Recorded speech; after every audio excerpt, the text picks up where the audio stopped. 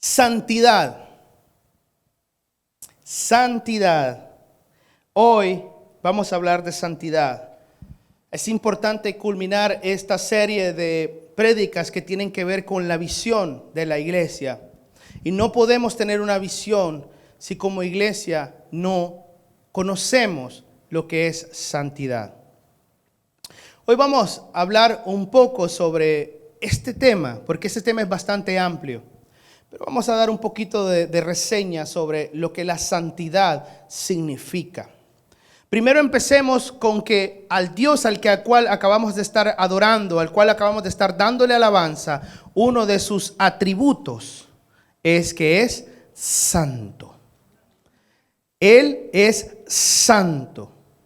Y lo voy a volver a decir. Él es santo. Siempre tiene que decir que Él es santo por lo menos 3 veces. Ese es uno de esos atributos, la santidad de Dios. Y Él es santo a tal manera que de su santidad vierte justicia. Él es moralmente santo, por tanto Él es justo gracias a que es santo.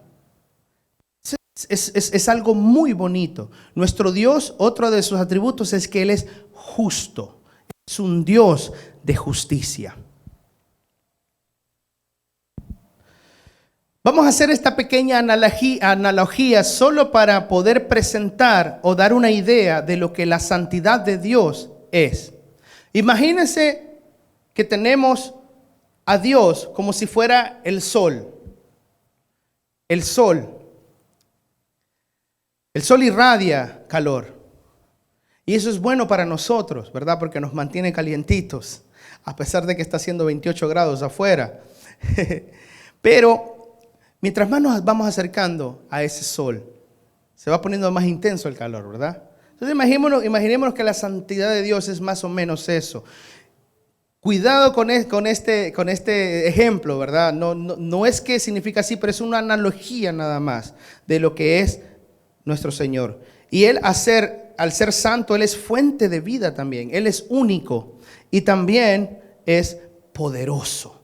Esas son las atribuciones de nuestro Señor Jesús. Como le decía, imagínese que la santidad de Dios fuera como un sol, como una estrella. Usted se fija cuál intenso se va poniendo conforme nos vamos acercando a la presencia del sol o de la estrella. De la misma manera es el Señor. Tanto así que si ustedes se acercan, como le decía, a la santidad y no estamos nosotros como Dios santos, puros, definitivamente puede pasar que nos vamos a fulminar. Les voy a dar un ejemplo. Cuando Moisés estaba pastoreando y de repente él vio una zarza ardiendo, el Señor tuvo que presentarse en forma de una zarza porque si no hubiera fulminado a Moisés. Pero aún así, a pesar de que el Señor estaba en forma de una zarza, esta zarza estaba plantada en la tierra. Y tuvo que decirle a Moisés que se quitara sus sandalias, porque el lugar donde estaba la zarza era santo. Hoy antes de empezar, que por cierto hago el anuncio también, si usted puede venir un poquito más temprano de las 2 de la tarde, de verdad que se está poniendo muy bonito. Estamos orando un grupo de personas antes de iniciar el servicio y desde antes justo de las 2 de la tarde pues estamos teniendo un bonito tiempo de oración. Y decíamos hoy antes de empezar de que a partir de este momento, porque estamos reunidos en su nombre, este lugar empieza a ser santo, porque su presencia está en medio de nosotros. Levantamos un altar y este edificio frío, ponemos la calefacción y empieza a ser lo que es el templo del Señor, donde va a morar la presencia del Señor. Entonces, la Biblia, a pesar de que tiene muchos libros y muchas historias y habla sobre nuestro Salvador, tiene desde el Génesis hasta el Apocalipsis, habla sobre santidad. El ejemplo claro es el jardín del Edén. El jardín del Edén era un lugar santo porque en su palabra está escrito que Dios caminaba con Adán y Eva. Él andaba con ellos por ahí. Pero justo cuando entró el pecado en Adán y Eva, el Señor se tuvo que alejar. Y es más, tuvo que sacar a Adán y Eva del jardín del Edén, porque ellos ya no podían estar ahí, ya no eran dignos de estar ahí. Luego más adelante, cuando Moisés saca al pueblo de Israel de Egipto, mientras están en el camino a la tierra prometida, Moisés lleva al pueblo frente al monte Sinaí, frente al monte, y los deja ahí y se va a encontrarse con Dios. Mientras Moisés estaba trayendo las tablas, abajo habían hecho un becerro de oro. Y dijo el Señor, sus generaciones no van a ver la tierra prometida. Hace poco, creo que un año y algo, me mandaron una fotografía del mapa de Egipto a Israel, cuánto tiempo toma. Y son unos cuantos días caminando. Ellos pudieron haber llegado fácilmente rápido a la tierra prometida, pero debido a esto que ellos cometieron, no pudieron. Tuvieron que esperar a que generaciones murieran para poder ser dignas de estar en la tierra prometida, de llegar a la tierra prometida. Pero mientras tanto, el Señor hizo que se edificara un tabernáculo. El tabernáculo era donde la presencia del Señor iba a habitar. Y por ahí, ese dibujo que usted está viendo es un dibujo más o menos, es un croquis de dónde estaba la presencia del Señor. Y las tiendas alrededor de las 12 tribus de Egipto.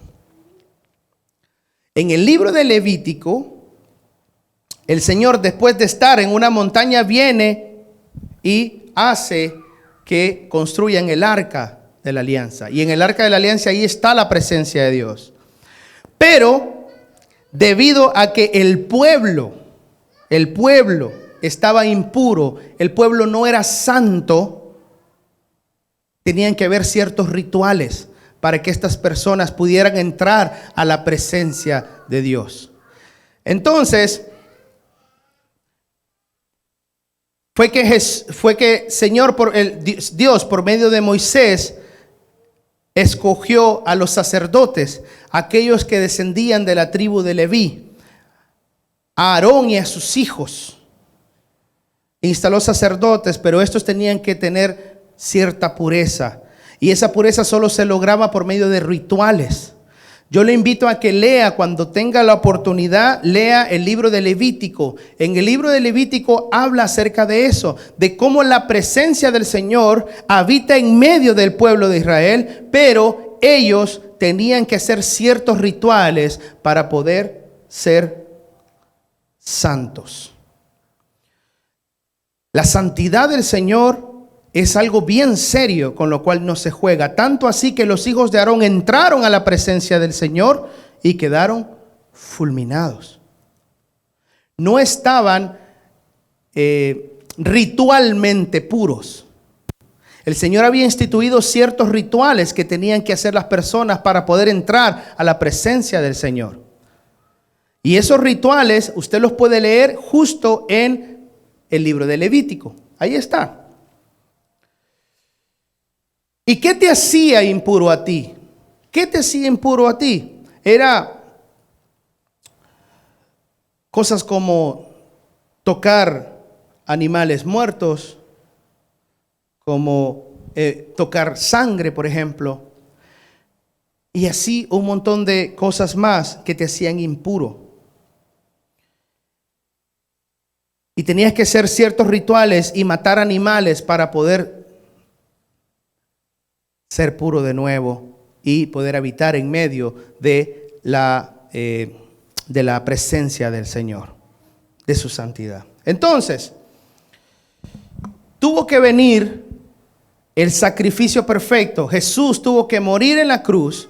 Él era el cordero sin mancha que era necesario para el perdón de todos los pecados. Porque antes tenías que matar animalitos indefensos por cada pecado que tú cometías. Y siempre lo digo, a esta altura nos hubiéramos acabado ya toda la fauna. Ya no hubieran animalitos. Porque todos los días, desde que amanecemos hasta que nos vamos a la cama, pecamos. De pensamiento, de obra o de omisión. Porque si sabemos qué es lo bueno, si sabemos hacer lo bueno y no lo hacemos, se nos es contado como pecado, dice la palabra del Señor. Entonces a veces al no hacer incluso nada, pecamos. Hay un escritor, no lo puse en mis notas, pero hay un escritor que decía que incluso los que predicamos podríamos estar incluso pecando cuando estamos predicando. Imagínense, porque tiene que ver el corazón con el cual lo estamos haciendo. Y eso te pone en una wow, y decís wow, qué barbaridad, imagínate. Porque depende de la forma, de la intención, del corazón que tú tienes a la hora de hacer lo que estás haciendo. Y uno de los consejos que a mí me dieron antes de iniciar este camino de ser pastor de Iglesia Emanuel es que no te subas al púlpito si estás molesto con alguien. No te subas al púlpito si tienes una rencilla con alguien. Y eso es wow. Imagínense. Se te queda como que, de verdad. Entonces ahí es donde vemos de que la santidad es algo bien serio. Y si nosotros adoramos a un Dios que es santo, es importante conocer sobre santidad. Jesucristo padeció todo lo que usted padeció también. Pero la diferencia es que Él no pecó. Él conoce lo que tú sientes, conoce lo que tú estás pasando. Pero la diferencia es que Él no pecó. Él es el Cordero sin mancha que fue inmolado en la cruz para el perdón de los pecados. Y ahora ya no es necesario estar ritualmente puro para poder estar en la presencia del Señor. Los versículos claves de Levítico y de Primera de Pedro es: sean santos porque yo soy santo. Sean santos porque su Dios es santo. Vamos a leer Primera de Pedro 1 del versículo 8 en adelante.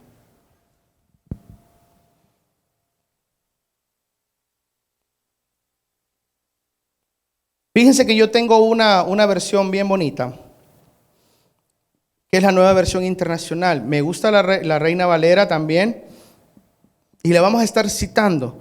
No sé cuál es la versión que usted tenga, pero vamos a estar leyendo la nueva versión internacional. Bien, un poquito de contexto. El apóstol Pedro está mandando una carta a Galicia y a otros lugares. Y no solo a otros lugares, sino también a usted y a mí. Porque hoy en día estamos leyendo la carta de Pablo. Entonces, en aquel tiempo el destino era las iglesias de Galicia y otras iglesias, pero también es para ustedes, para mí. Es una carta para Iglesia Emanuel también.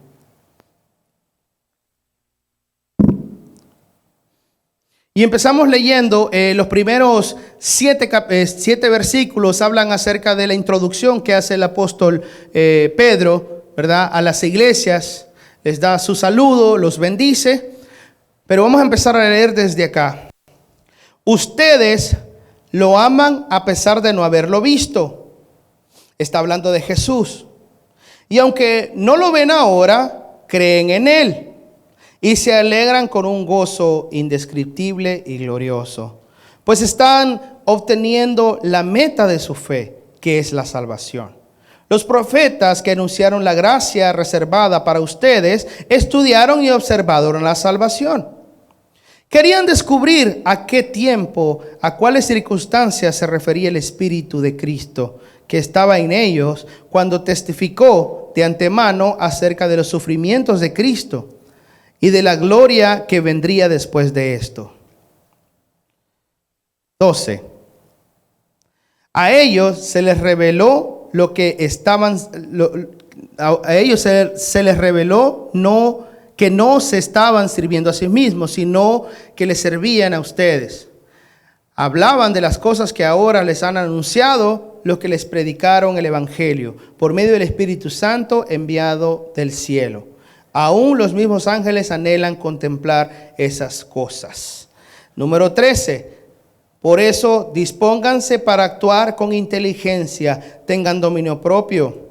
Pongan su esperanza completamente en la gracia que se les dará cuando se revele Jesucristo. 14. Como hijos obedientes, no se amolden a los malos deseos que tenían antes, cuando vivían en la ignorancia. Más bien sean ustedes santos en todo lo que hagan, como también es santo quien los llamó. Pues está escrito, sean santos porque yo soy santo. 17. Ya que invocan como Padre al que juzga con imparcialidad las obras de cada uno. Vivan con temor reverente mientras sean peregrinos en este mundo. Número 18. Como bien saben, ustedes fueron rescatados de la vida absurda que heredaron de sus antepasados. El precio de su rescate no se pagó con cosas perecederas, como el oro, la plata, sino con la preciosa sangre de Cristo, como de un cordero sin mancha y sin defecto. Cristo, a quien Dios escogió antes de la creación del mundo, se ha manifestado en estos últimos tiempos en beneficio de ustedes. Por medio de Él, ustedes creen en Dios, que lo resucitó y glorificó, de modo que su fe y su esperanza están puestas en Dios. Los últimos 4 versículos. 22. Ahora que se han purificado, obedeciendo a la verdad, y no tienen un amor sincero por sus hermanos, ámense de todo corazón los unos a los otros. Pues ustedes han nacido de nuevo, no de simiente perecedera, sino de simiente imperecedera, mediante la palabra de Dios que vive y permanece. Porque todo mortal es como la hierba, y toda su gloria como la flor del campo. La hierba se seca y la flor se cae, pero la palabra del Señor permanece para siempre. Y esta es la palabra del Evangelio que les ha anunciado a ustedes. Bien, acabamos de leer de una forma así. Incluso hasta me equivoqué varias veces, la letra la veo bien pequeña. Pero no se trata de eso. Ahora vamos a comprender qué es lo que quería decir el apóstol Pablo en esta carta. Voy a regresar.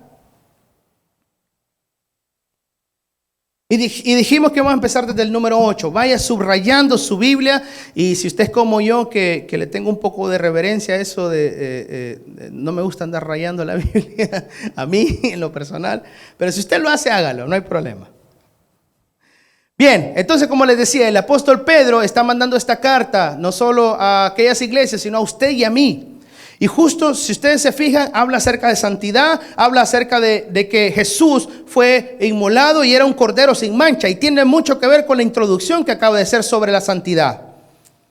Y empecemos hablando que dice, ustedes lo aman a pesar de no haberlo visto. Aunque no lo ven ahora, creen en Él y se alegran con un gozo indescriptible y glorioso, hermano. Hay un versículo que dice que nosotros somos bienaventurados porque creemos sin haberle visto. Porque incluso en medio de sus discípulos que le habían visto, que le habían conocido, que habían andado junto con Él, muchos de ellos no creían. Incluso el fin de semana pasado estábamos hablando cuando Jesús estaba ascendiendo al cielo, que les había dicho que se fueran a un monte, y que ahí iba a estar Él. Dice que muchos vieron que el Señor iba ascendiendo y aún así no creyeron y eran parte de los discípulos. Imagínense qué barbaridad con eso, ¿verdad? ¿Cuántas veces hemos leído que el pueblo de Dios miraba que caía maná del cielo y decían, queremos comer carne? Caían codornices, tenían sed, salía agua de la piedra y aún así no creían. Pero bienaventurados los que creemos sin haberle visto, mis hermanos. Nosotros tenemos eso peculiar. No es que seamos más especiales que otras, pero tenemos eso. Que es que nosotros le amamos. Pero nosotros no le amamos, no confundamos el que nosotros escogimos a Dios, sino que Él nos escogió primero a nosotros. Dice que nosotros le amamos, su palabra dice que nosotros le amamos porque Él nos amó primero. Él escogió amarme a mí y a usted primero e incluso antes de que usted naciera. Qué bonito. Número 9. Pues están obteniendo la meta de su fe, que es su salvación. Nosotros deberíamos de estar seguros de que estamos salvos.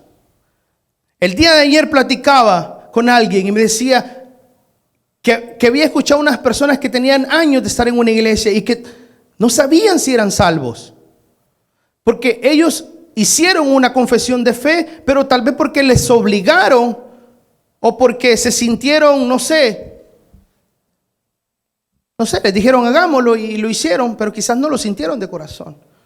Pero la meta de nuestra fe es eso, que hemos obtenido nuestra salvación por sobre todas las cosas.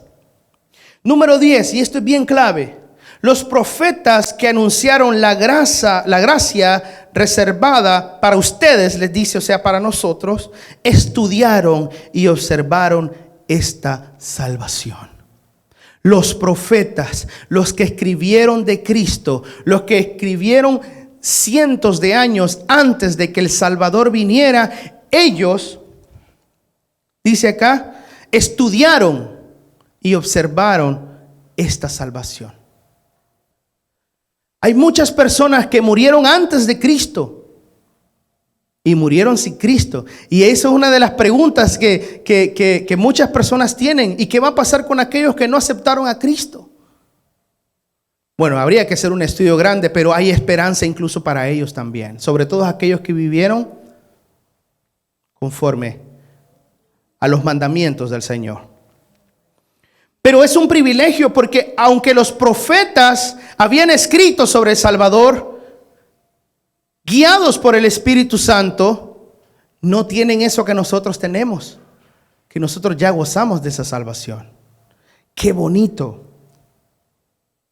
Dice el 11, querían descubrir a qué tiempo y a cuáles circunstancias se refería el Espíritu de Cristo que estaba en ellos. ¿Y cuál es el Espíritu de Cristo? El Espíritu que usted tiene también cuando viene y le acepta.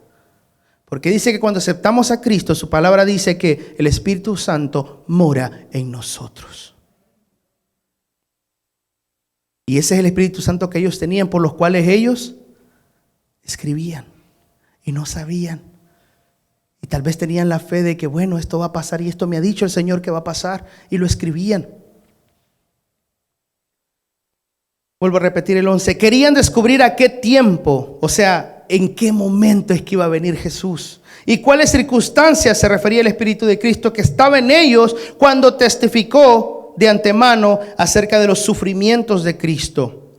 A mí me gusta leer, por ejemplo, Juan, cuando está describiendo de que Jesús fue traspasado con una lanza. Y después hace una explicación, porque justo estábamos hablando acerca de eso. Y antes, cuando crucificaban a alguien para asegurarse que estaba vivo, le rompían las piernas para matarlo ya de una sola vez, si no se había muerto. Aparte que lo cruzaban con una daga. Y al Señor solamente le cruzaron con una daga. Y dice después el mismo evangelista, porque escrito está que ni uno de sus huesos se iba a romper. Ya alguien había escrito sobre eso. Y eso es lo que nos está diciendo acá. Dice, quería descubrir a qué tiempo y a cuáles circunstancias se refería el Espíritu de Cristo que estaba en ellos cuando testificó de antemano acerca de los sufrimientos de Cristo y de la gloria que vendría después de ellos, o sea, de estos, de los que estaban escribiendo del Señor.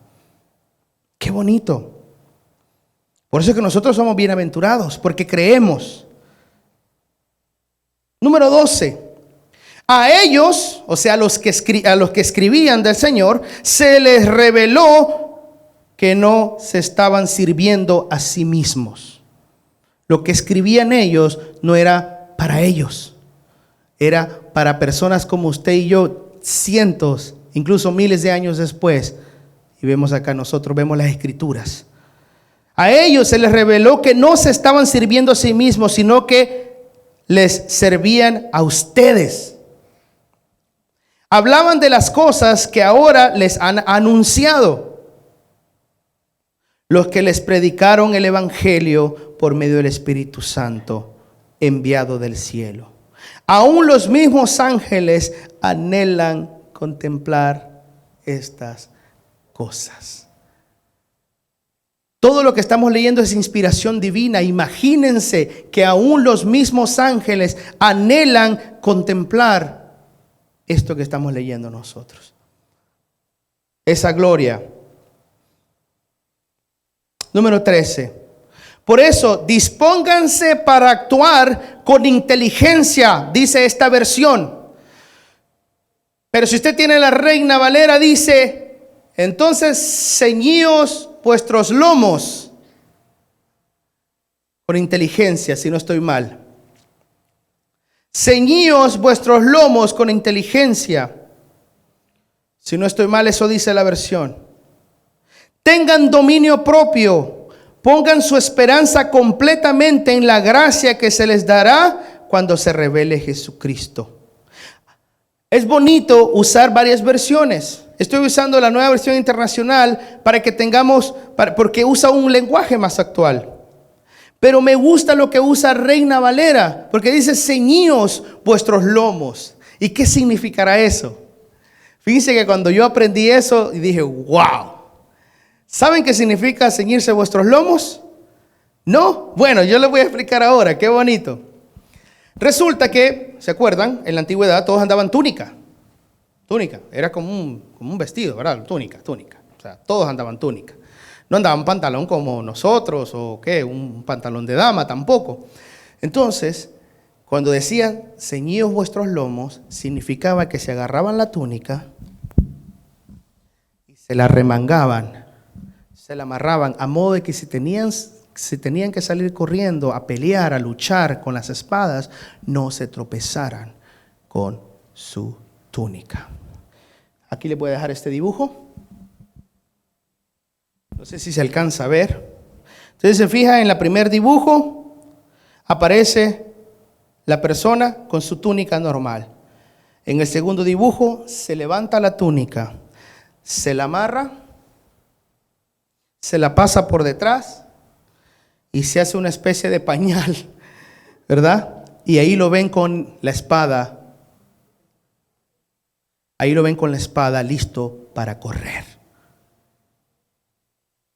Ven lo bonito de usar ambas versiones, porque en la nueva versión internacional nos dice, dispónganse para actuar con inteligencia. Pues se queda ahí. Pero en la Reina Valera dice, ceñíos vuestros lomos. No está diciendo que literalmente nos vamos a ir a pelear, pero acuérdense que nuestra lucha no es contra sangre ni carne, sino contra huestes. Nuestra lucha siempre va a ser contra la maldad. Lo bueno es que nosotros tenemos una promesa y dice que la maldad no prevalecerá sobre la iglesia. Las tinieblas no prevalecerán sobre la iglesia. Y es cierto, vamos a resultar vencedores, pero mientras tanto tenemos que seguir luchando por aquellos que no conocen de Cristo. Porque si bien es cierto, la palabra de Dios dice que vamos a vencer al final, pero muchos se pueden quedar. Muchos se pueden quedar y hay muchos que se están perdiendo en este momento. Justo voy a recoger a mi querido amigo, colega y compañero Benjamín. Él vive a la par del hospital de Fairfax. Y cada vez que paso por ahí digo yo, ¿cuántas personas estarán ahí adentro? En este momento peleando por su vida. Y muchos quizás no conocen a Cristo. A pesar de que vivimos en un país cuyas bases son cristianas, hay muchas personas que están muriendo. Justo ayer celebramos el cumpleaños de mi hijo con sus amiguitos en un lugar aquí. Y ahí andaban unos muchachos de 15, 20 años peleando. Había un pleito por ahí, hasta llegó la policía y todo. Y digo, Señor, cuánto falta de Cristo en nuestra juventud, incluso en nosotros los adultos también. Pero bien, entonces dice, por eso dispónganse a ceñirse vuestros lomos con inteligencia. O sea, preparen su inteligencia. Preparen su inteligencia. Preparen su inteligencia. Tengan dominio propio. Eso es algo que a muchos nos cuesta. el tener dominio propio. Pongan su esperanza completamente en la gracia. La gracia inmerecida. Esa gracia que, bueno, somos salvos. Alguien tuvo que morir por ello. Hubo un sacrificio ya. Antes, si usted pensaba mal, mataba un animalito. Si usted se metía con la mujer de su prójimo, mataba un becerro y ya estaba limpio. Y así, y así, y así, y así. Tenía que morir un animalito para cada específico pecado. Y dependiendo del tamaño del pecado, así era. Así era el animal que moría.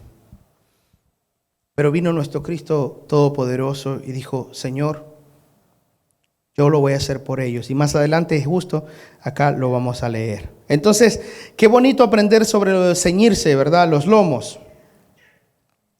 14. Como hijos obedientes, no se moldeen a los malos deseos que tenían antes. El Señor nos rescató. El Señor nos sacó de nuestros delitos y pecados. Y a veces cuesta. A veces cuesta dejar a la persona que éramos antes. Pero ahí es donde actúa lo que estábamos hablando, la gracia. Si nosotros pudiéramos comprender lo que la gracia significa, el que Jesús haya muerto, entonces ahí es donde lo mínimo que vamos a hacer es empezar a ser nuevas criaturas. Dice, no se moldeen a los malos deseos que tenían antes.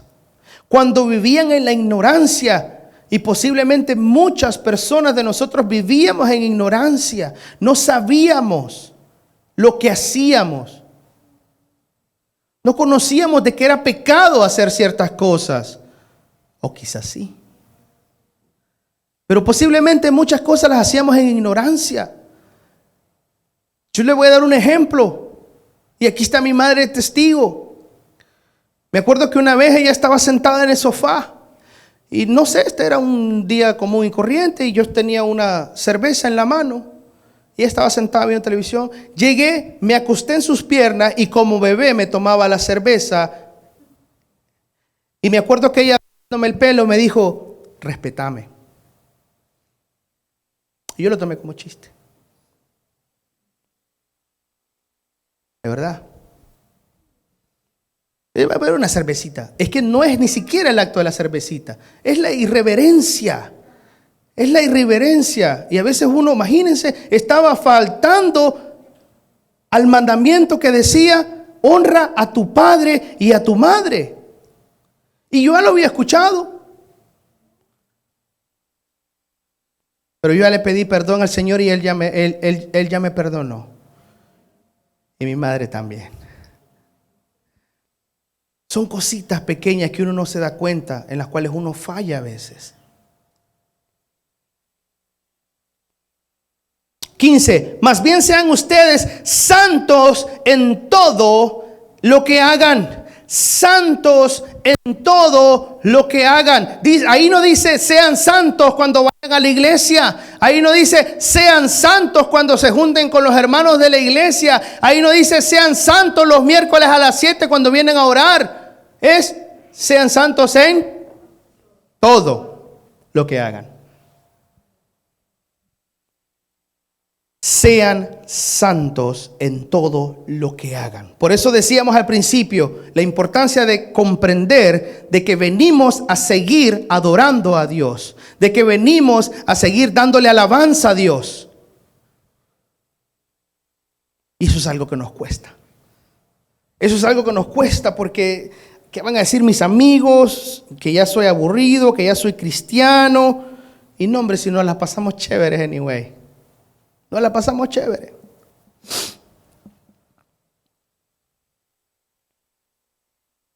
Sean santos en todo lo que hagan, como también es santo quien los llamó. Porque escrito está, sean santos, porque yo soy santo. Y eso lo encuentran en Levítico. Ahí está ese versículo clave. El Señor les dijo, yo voy a estar en medio de ustedes, pero sean santos porque yo soy santo. La santidad de Dios es importante. Y si ya sabemos que Dios es santo, ¿cómo nosotros podríamos ser santos? La iglesia del Nazareno, uno de sus artículos es la entera santificación. ¿Y qué es la entera santificación? Es la búsqueda constante de Dios. La palabra santo significa apartado. Pero no malentendamos esta frase, porque cuando decimos apartado significa que nos vamos a ir y a aislar y no vamos a estar en contacto con nada. No, si somos de este mundo. Estamos en este mundo, pero no somos de este mundo, perdón. ¿Ok? Pero la palabra santidad dice apartado. Está mal empleada la palabra en español. La palabra en inglés que se usa es dedicated. Dedicado. O sea que es exclusivo para eso. Le voy a poner un ejemplo. Ve estos speakers. La marca de ellos es Electro Voice. Ese modelo de speakers está en este preciso instante en cualquier discoteca, en cualquier bar, en cualquier lado. Ahora, ¿significa que esos no son dignos de estar acá? No, nosotros los hemos dedicado para la adoración y la alabanza del Señor. Esa es la diferencia. Y los hacen en serie, son iguales, pero dedicated, dedicado, apartado para. En el Levítico también habla acerca de utensilios santos, porque no es que la santidad de Dios tiene que ver con moralidad también, sino también con utensilios. Yo cuento la historia de que una vez fui a hacer una fiesta, era cristiana, y cuando yo llegué, a mí me habían pedido que yo llevara un equipo de sonido, pero ya había un equipo de sonido en ese lugar. Entonces, la ceremonia bien bonito y yo me quedé esperando como que, ok, entonces ¿para qué me llamaron si ya hay un equipo? Me dice, no, espérate un ratito. Justo cuando terminó la ceremonia, el pastor de los muchachos que se estaban casados dijo, quítenme todos los speakers, todo lo que habíamos traído de la iglesia, porque les habían prestado las cosas de la iglesia. Porque habían venido muchos visitantes de esta boda, ¿verdad? Eran familiares de los que se casaban de otros lados. Y ahora se disponían a hacer un party, a hacer una fiesta. Y me acuerdo que yo dije, bueno, ok. Cuando quitaron todo, yo puse lo mío y yo puse mi pum, pum, pum, pum, pum. Pero no entendía en ese momento qué significaba eso. El pastor, y cualquiera podría haber dicho, qué pastor más malo. Qué mala onda. Pero no, él sabía que esos instrumentos, e incluso, bueno, yo diría que ni siquiera los hubiera sacado de la iglesia, pero igual, o sea, él había dedicado esos instrumentos, esos speakers, para ese propósito, para Dios. Y en Levítico ustedes pueden encontrar que habían copas santas, que había esto santo, mesas santas. Hay un montón de cosas, porque eran apartadas solo para ese propósito también. Y cuando dice el Señor, sean santos, porque yo soy santo, significa seamos apartados. Seamos apartados. Seamos dedicados a. Por eso la entera santificación es apartarnos y darle el tiempo que le corresponde al Señor.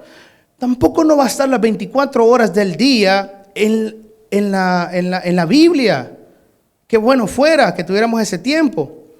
Pero no, se trata acerca de ser apartados para Dios. Eso significa la santificación. Porque la palabra santo nos queda muy cortos a nosotros. Sobre todo que vivimos en este cuerpo pecaminoso. En este cuerpo que se corrompe. En este cuerpo que desea. En este cuerpo que tiene hambre ahorita. Tengo hambre.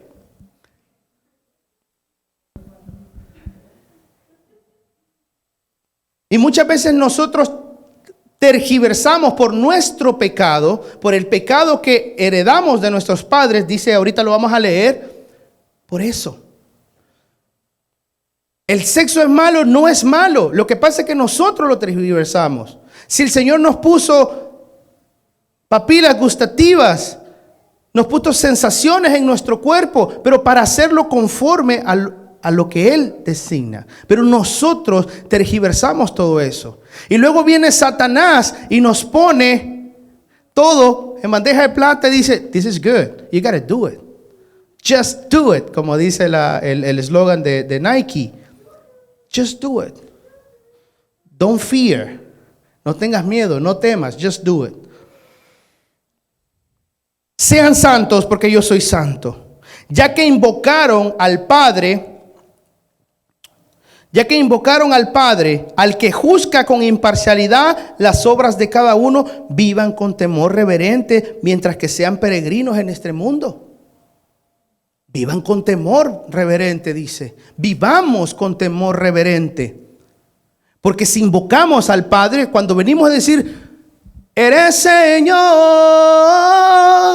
eres fiel. Cuando le decimos, tuyo es el reino, tuya es la gloria, por los siglos de los siglos. Cuando le decimos, tú eres el Señor, sea a ti toda la gloria, sea a ti toda la alabanza. Y venimos y lo decimos, pero de verdad, ¿comprendemos lo que estamos cantando?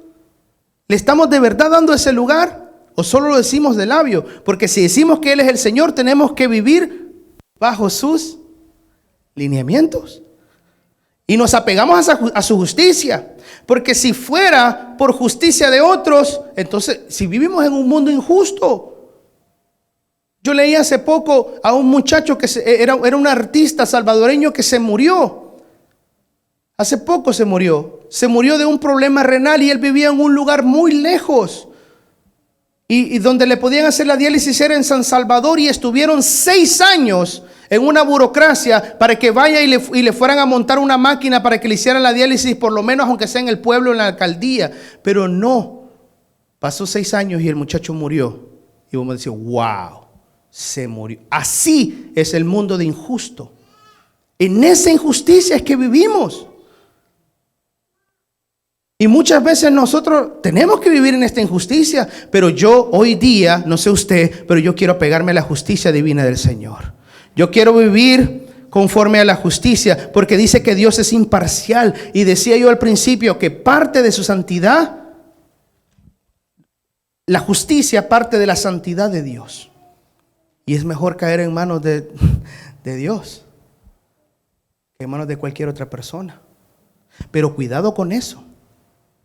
Cuidado con eso, porque imagínense, les voy a poner otra analogía. Imagínense que el Señor, que una persona mató a otra, y quien va a juzgar eso es la mamá de este malhechor.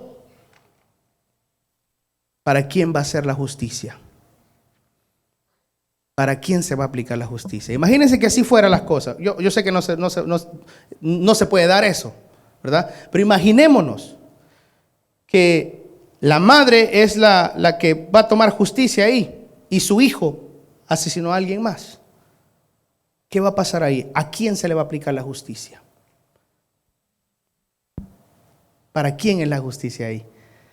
En ese ejercicio mental nosotros vamos a ver, wow, no, mejor la justicia de Dios, porque Él nos va a dar a cada uno lo que nos corresponde.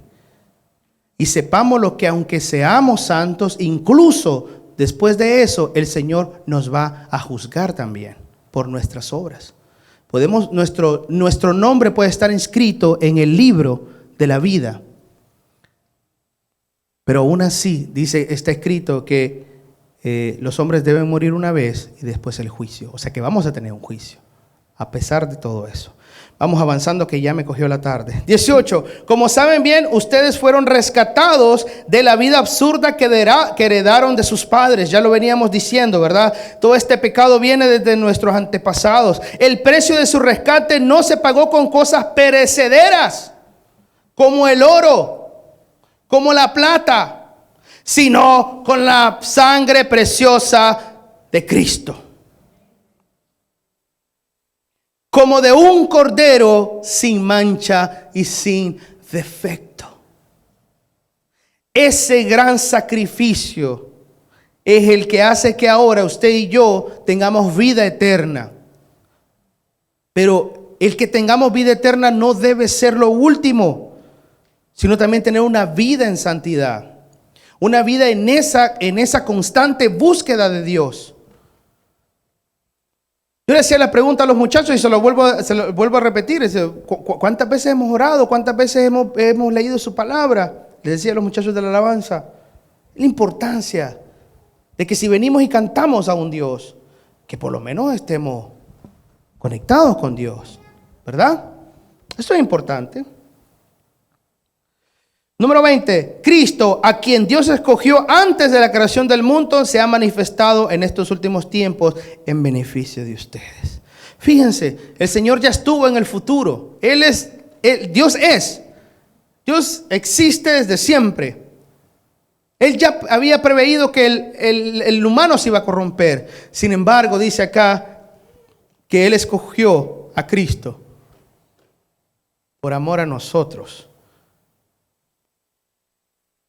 Cristo, a quien Dios escogió antes de la creación del mundo, se ha manifestado en estos últimos tiempos en beneficio de ustedes. 21. Por medio de Él, ustedes creen en Dios, porque nadie va al Padre si no es por medio de el Hijo. Por medio de Él, ustedes creen en Dios, que lo resucitó, lo glorificó, de modo que su fe y su esperanza está puesta en Dios. Seguimos, siguiente. Ahora que se han purificado, ahora que somos puros, ahora que ya no necesitamos hacer rituales de purificación, sino un arrepentimiento real y genuino de parte del Señor, porque esa es otra de las claves. Podemos pecar y nos vamos a sentir culpables y vamos a decir, no lo vuelvo a hacer. Pero ¿qué pasa si lo volvemos a hacer? Significa que no nos hemos arrepentido realmente. Y si no nos arrepentimos realmente, no vamos a estar en condiciones para poder estar cerca de Dios y su santidad. Tenemos que tener un arrepentimiento genuino en lo que hacemos. Si lo entregamos. Y por eso dice, por sus frutos lo conoceréis. Si era un drogadicto, pues ahora obviamente no va a ser eso que dañaba su cuerpo. Si era un mujeriego, pues mucho menos. Va a andar metido en líos de faldas.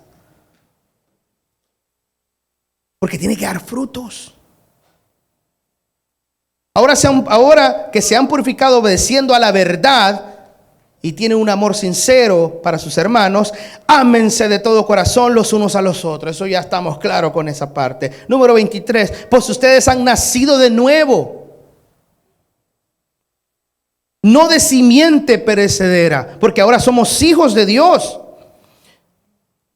sino de simiente imperecedera, mediante la palabra de Dios que vive y permanece. Número 24. Porque todo mortal es como la hierba y toda su gloria como la flor del campo. La hierba se seca y su flor se cae. Nuestro cuerpo hasta aquí va a llegar. Poco a poco nuestras células están envejeciendo. Me empiezan a salir más canas. Y así sucesivamente. Este cuerpo va a quedar acá. Básicamente nos está diciendo, invirtamos en los cielos. Invirtamos en los cielos. Estemos claros que para allá vamos. Eso es lo que está diciendo acá. Pero la palabra del Señor permanece para siempre. Y esta es la palabra del Evangelio que se les ha anunciado a ustedes. Amén, amén y amén. Pongámonos de pie, vamos a orar. Creo que es importante el reconocer si hemos estado viviendo en santidad.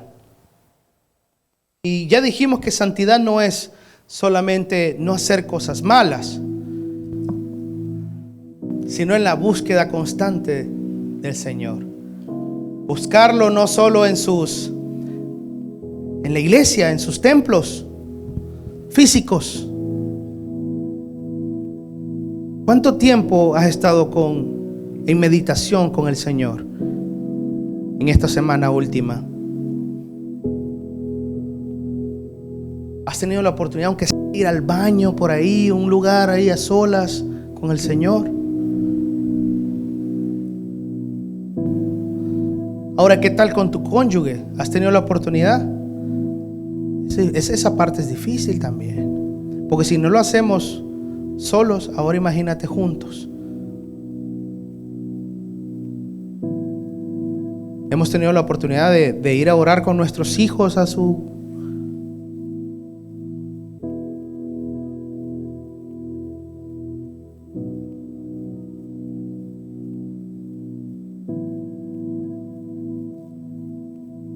Hemos tenido la oportunidad de venir a orar como congregación también, de darle nuestro tiempo a nuestro Señor. La santidad no es solo ser moralmente bueno, porque allá afuera hay muchas personas que no tienen a Cristo y son mucho mejores personas que yo posiblemente. No se trata de eso. Hay gente buena allá afuera, hay gente que, como personas como Bill Gates, que entregan todo su dinero a caridad y esto, y él es bueno. Pero mientras no tengamos a Cristo en nuestro corazón, no sirve de nada, porque vamos a ser como la flor que se seca y ya no vamos a existir más. Nuestra alma, nuestro espíritu se va a ir a un lugar donde de verdad no quisiéramos estar. Por eso la importancia del arrepentimiento. Es importante el arrepentimiento. Porque por medio del arrepentimiento es que el Señor va a empezar a obrar en cada una de nuestras áreas de las vidas de nosotros. Cuando aceptemos en que queremos vivir en la justicia de Dios, nos vamos a pegar a sus leyes y a sus reglas. Y aunque vivamos en este mundo que se está corrompiendo cada día más, vamos a estar tranquilos y vamos a tener la paz, porque vamos para allá arriba todos. Yo quiero verlos a todos ustedes allá arriba. En las bodas del Cordero le llaman. Es ese momento cúspide donde vamos a estar frente a nuestro Padre Celestial Jesús, todos en una gran mesa. Va a ser la mesa donde usted y yo vamos a estar. En esa mesa yo voy a verlos a todos ustedes. Y vamos a estar frente a frente con nuestro Padre Celestial. Pero es importante que hay que hacer algo. Hay que arrepentirnos de nuestros pecados primero. Hay que ser santos. Hay que buscar a Dios cada día. Hay que dedicar nuestra vida al Señor. Y eso es algo que es difícil y cuesta. Pero tenemos que alimentar más nuestro espíritu que nuestros pecados, que nuestra carne. Si usted ya goza de la salvación, bendito sea Dios. Siga, no claudique. Siga adelante. Pero si usted por algún motivo no tiene al Señor todavía en su corazón, déjeme decirle que tiene tiempo. Mientras usted está respirando, usted tiene tiempo de cederle su vida al Señor, de entregarle su vida a Jesucristo. Porque la gracia es para todos. La gracia es para usted, es para mí, es para aquel que está allá afuera. Ya sea que se porte bien o se porte mal. Es para todos. Es para todos. Todos estamos invitados al banquete. La mesa de la gracia está servida. Solamente tenemos que hacer un pequeño paso, y es entregar nuestra vida a Cristo. Y si usted quizás hizo esa confesión de fe hace muchos años y la hizo quizás por presión de sus amigos, por presión del grupo, o porque para que me dejen en paz, no la hizo de corazón, hoy es el momento quizás. Hoy es el momento de decir: Señor, aquí estoy. Y quizás no he vivido en santidad como tú lo deseas. Quizás no he vivido en santidad, Señor. Quizás no he apreciado ese sacrificio divino que tú has hecho, Señor. Quizás no lo he apreciado. Pero hoy, Señor, estoy aquí. Hoy estamos aquí, Señor, frente a ti, Padre, en tu casa donde habita, Señor, tu presencia, para decirte que, Señor, queremos ser santos como tú. Quizás no vamos a llegar a la estatura del varón perfecto, pero que en la lápida, cuando yo muera, si es que tú no has venido, Señor, que diga: ahí está este hombre que perseveró y buscaba constantemente a Dios. Tenía muchos errores, pero buscaba constantemente de Dios.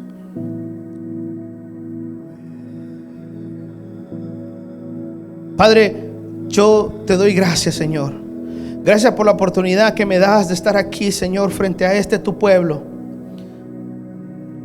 Señor, te pido perdón si es que no he sido el hijo, Señor, que tú has querido. No es si es que no he sido el hijo que tú has querido, Señor. Perdóname, Señor. Perdóname porque no he vivido en santidad.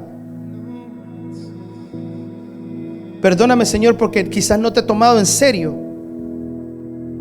Pero hoy estoy aquí, Señor, poniendo mi corazón delante de ti, comprometiéndome contigo, Señor. Comprometiéndome, Señor, que voy a buscar cada día más de ti. Gracias, Jesús. Gracias porque has muerto en la cruz por mí. Gracias, Señor, porque antes de tu sacrificio yo no hubiera sido digno, Señor, ni siquiera de acercarme a la presencia de Dios. Pero hoy, gracias a que tú moriste en la cruz por mí, Señor, a que tú has pagado por mi culpa, hoy, Señor, yo me arrepiento de mis pecados. Hoy, Señor, me arrepiento de mis pecados. Me arrepiento de mis pecados, Señor. Hoy me arrepiento, Señor, si es que no he sido un buen padre. Hoy me arrepiento si es que no he sido un buen hijo, si no he sido un buen esposo, Señor.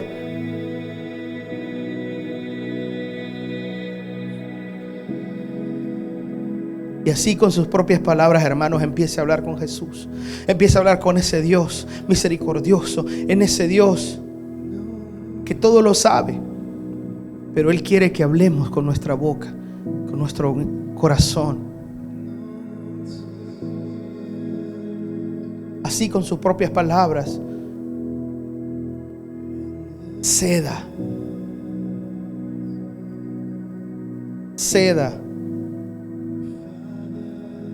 El Señor ya te escogió.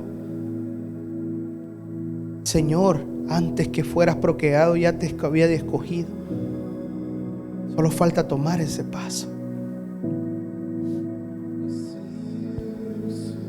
Solo falta tomar ese paso.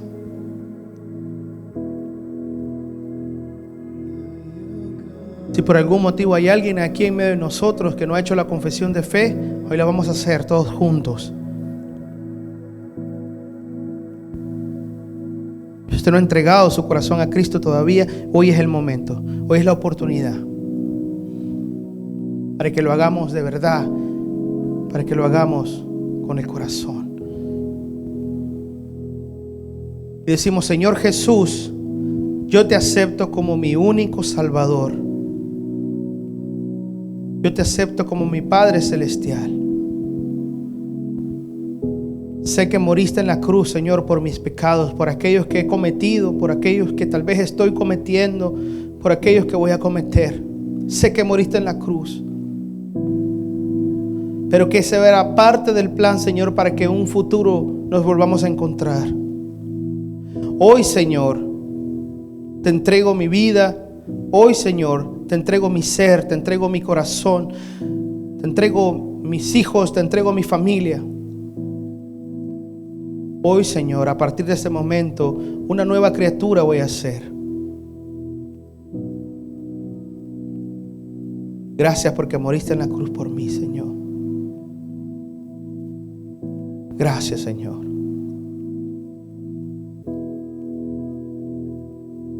Si usted ha hecho esta pequeña oración, déjeme decirle que este es el inicio de un camino. De un camino de aquí hasta que nos regresemos, hasta que estemos con Él. Es un camino que no es fácil, porque su palabra dice que vamos a tener aflicciones. Pero no hay que temer, porque Él está con nosotros hasta el final del mundo. Hasta el fin del mundo. Y hay mucha gente que murió y está en la presencia del Señor. Y querían ver a ese Cristo que va a venir en los cielos, en el cual nos vamos a encontrar con Él. No sé si usted y yo vamos a ser esa generación, hermanos, pero mientras tanto vivamos como si fuera el último día. Acerquémonos a Cristo. Leamos su palabra. Busquemos de su presencia todos los días. Meditemos en Él. Estamos más tiempo en otras cosas que nos aparta de cosas productivas. Hoy es el momento que empecemos a cambiar nuestra forma de ser. Si hay situaciones en casa que impida que tengamos una relación con el Señor, hoy pongámosla. Empecemos nosotros. Si hay problemas en casa con el esposo, con la esposa, con los hijos, mire, no hay mejor batalla que arrodillarse ante el Padre Celestial y dejarle todo a Él. No hay mejor batalla.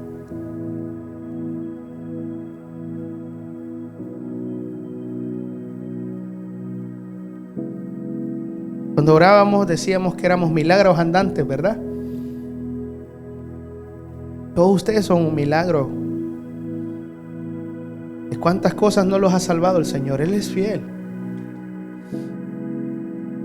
Y mi madre es un milagro también.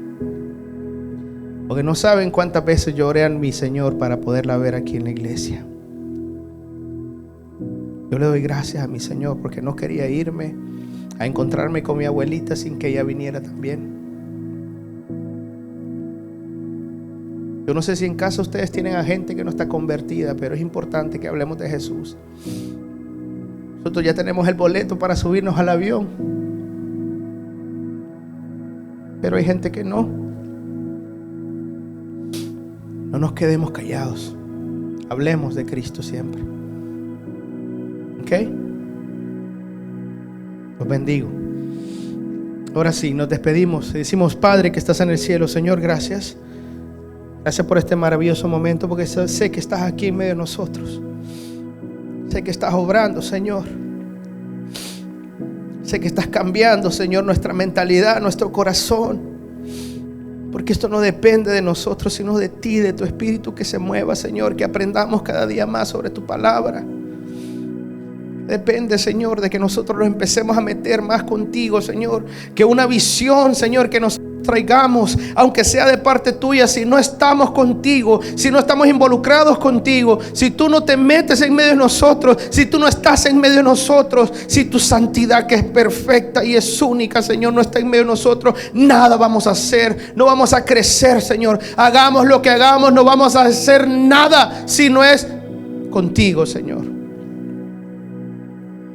De nada sirve que nos preparemos, que tengamos el mejor liderazgo si Cristo no está aquí, si esta iglesia no es una iglesia santa, si esta iglesia no está llena del Espíritu Santo. Por eso yo te doy gracias, Señor, porque este pueblo, Padre, este pueblo está escuchándote a ti, Señor, y al mismo tiempo me estás ayudando a mí también, Señor, a cambiar.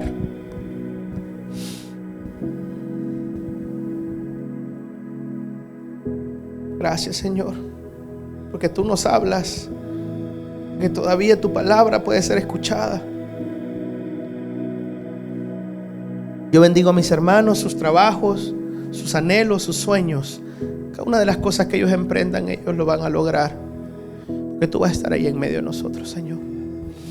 Gracias, Padre Celestial. Gracias, Señor. Gracias. En el nombre de Jesús oramos y todos decimos amén. Amén y amén. Ahora sí, dese un fuerte aplauso a usted y dele un fuerte aplauso al Señor. Hoy hemos aprendido sobre la santidad, mis hermanos, la importancia de la santidad.